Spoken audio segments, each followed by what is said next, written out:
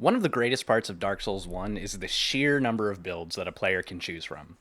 Whether you want to crush everything in your path with a giant hammer, perform quick slashes and backstabs with a tiny dagger, or shoot various blue projectiles as a sorcerer, Dark Souls has you covered. Even better than the variety of choice is the fact that many of them are totally viable and can easily be considered good. You can find huge playlists of Dark Souls builds out there, but that's not what we do here. We don't answer the question everyone wants to know. We answer the question nobody ever asked. Like, what's the weakest possible build? With that being said, hey, I'm Ray. I'm here to answer the questions you never knew you had, because despite what your teacher said, there definitely are such things as dumb questions. And today's question is it possible to deal 0 damage in Dark Souls 1? But before we hop into the video, a word from our sponsor. That's right, this video is brought to you by Bread. Look, we've already established no one's going to pay me for these. I'll take what I can get. Have you ever been hungry? Needed a vessel for your sauces and fillings? Try Bread. It tastes good. Now, back to the show. So before we hop into the worst possible build in Dark Souls, we should take a quick second to look over how damage works in Dark Souls, just so that we understand specifically what we're looking at. Without getting too in the weeds of AR and motion values, a high-level overview of Dark Souls damage is this. Every weapon and spell has a type of damage associated with it.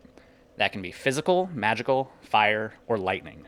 These damage types each have their own number. Each weapon performs a specific amount of each of these types of damage. That number is added up to something that we are going to be calling raw damage. That's located here on the screen. This damage, after being split into its damage types, are compared against the target's defenses for each of those according types. There are some calculations that go on behind the scenes, but suffice it to say, the higher defense leads to less of the raw damage going through, meaning the target takes less damage. It's a lot more complicated than that, but that's really all you need to know for the sake of this video.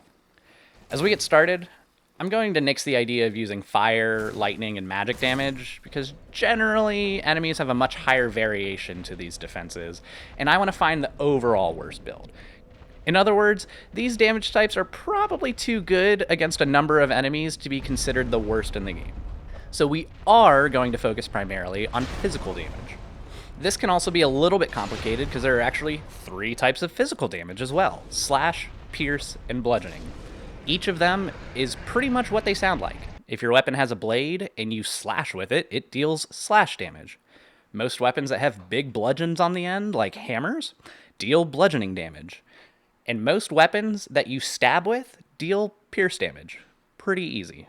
I'm not going to worry about which of these 3 damage types I use because I'm going to focus on getting the raw number as low as it gets, since that will work best or worst for all enemies, not just specific enemies.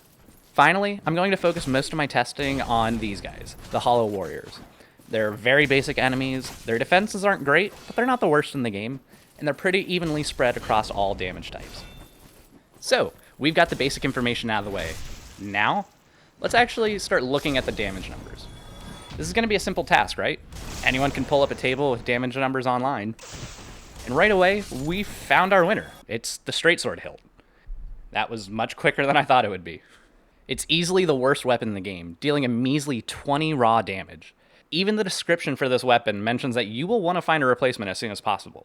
It reads, "The hilt of this lost sword was found discarded in the Undead Asylum.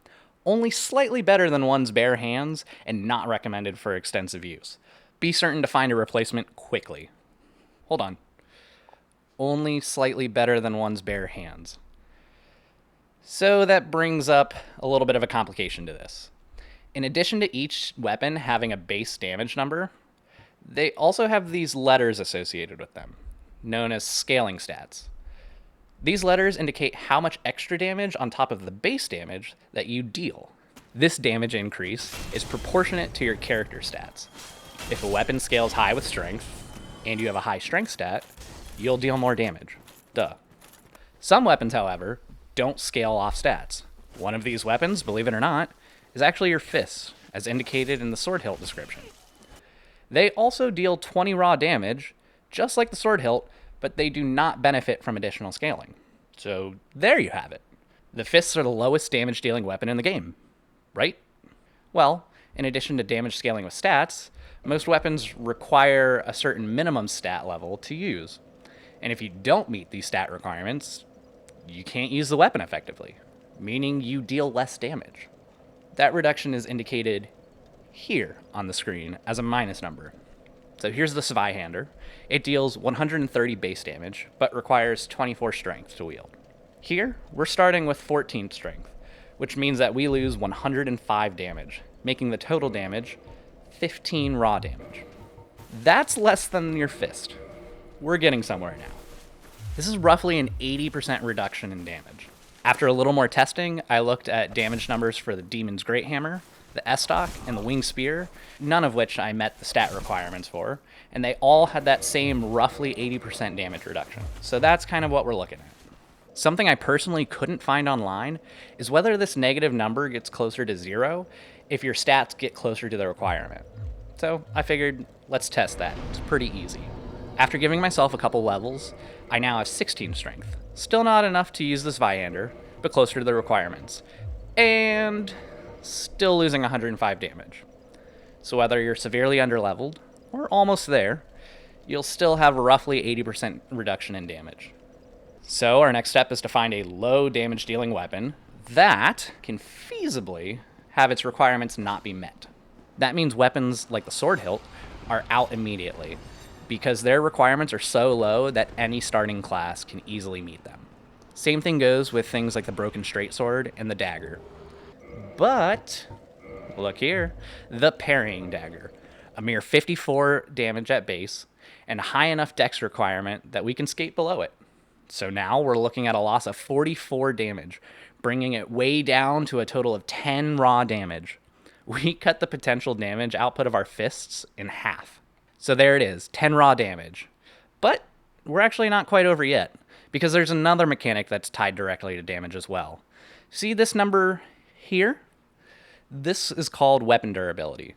It goes down every time you use a weapon, whether you hit an enemy, destroy something in the environment, or bounce it off a wall. If this number is reduced to about 30% of its original, your weapon will be considered at risk, and you'll see a reduction in your damage. Furthermore, if that number reaches 0, your weapon will actually break, further decreasing the damage output. So in order to get a true sense of how low we can get our damage, I have to stand in this corner attacking a wall for a really long time. I swear the lengths I go to for these dumb questions is already starting to worry me. A sneak peek at an upcoming video, I'm making a video on Bannerlord where I do nothing but wait for 30 in-game years. That's 15 real-world hours where I just have to do nothing but stare at a screen and make sure the city I'm in doesn't get besieged. Anyway, after spamming R2 against a corner over 1,000 times, we've done it. We've broken the parrying dagger, and let's look at our final number, 5. 5 raw damage.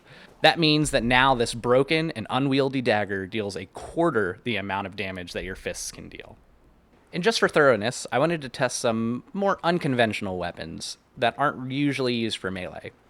So the bow has a much lower base damage, but as far as I can tell, doesn't have any sort of melee attack at all. You can't roll attack, you can't plunge attack, you can punch with it, but that's your hand, so it's not the bow. So the bow is out of this. Next, I also wanted to test the Talisman because they have a measly 14 points of base damage. There's no way to not meet the strength requirement for the punching move though, so at least we can break it and see what happens. After punching around some Skelemen here for a while, we can see it still isn't worse than the dagger. So we have our answer. The broken parrying dagger, when we don't meet the dex, has a base raw damage of 5, the lowest I can find. But as I mentioned earlier, that number still has to make it through an enemy's defense. So finally, we can test our question of the day. Can I deal 0 damage in Dark Souls 1? I really hope it doesn't default to 1 damage that goes through automatically. So, here's the final test, and we did it. 0 damage. I don't know why, but I find it so funny just to watch the dagger plink off of these hollows. Dink! Well, there you have it. You can, in fact, deal 0 damage in Dark Souls 1. Let's take this to a boss and see what it can do. I have something else I wanted to test. Hey, Taurus Demon. Taste my wrath. Dink! Alright, let's see if a plunging attack does any damage. 3 damage. Well, I'm sort of disappointed it's not 0, but I'll take it. After that little experiment, I also wanted to see if I could damage other things as well.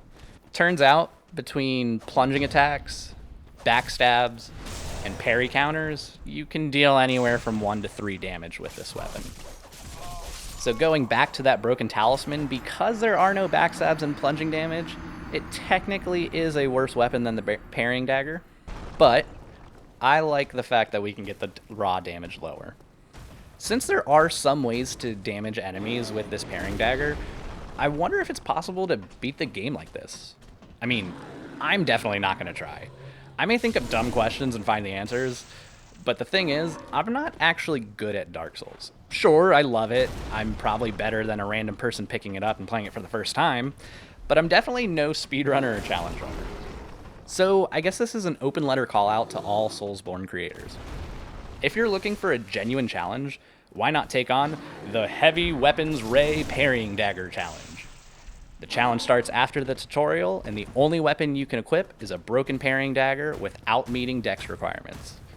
I think it's fair to say that that alone will make this challenging enough, so anything else goes. I doubt anyone will see this, and I doubt anyone will actually take this on, but if you do, good luck, and be sure to let me know how it goes.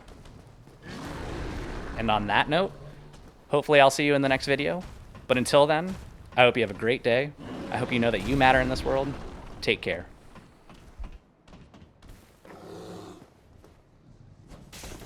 Oh, and like and subscribe and all the YouTube jazz. You rock. Bye.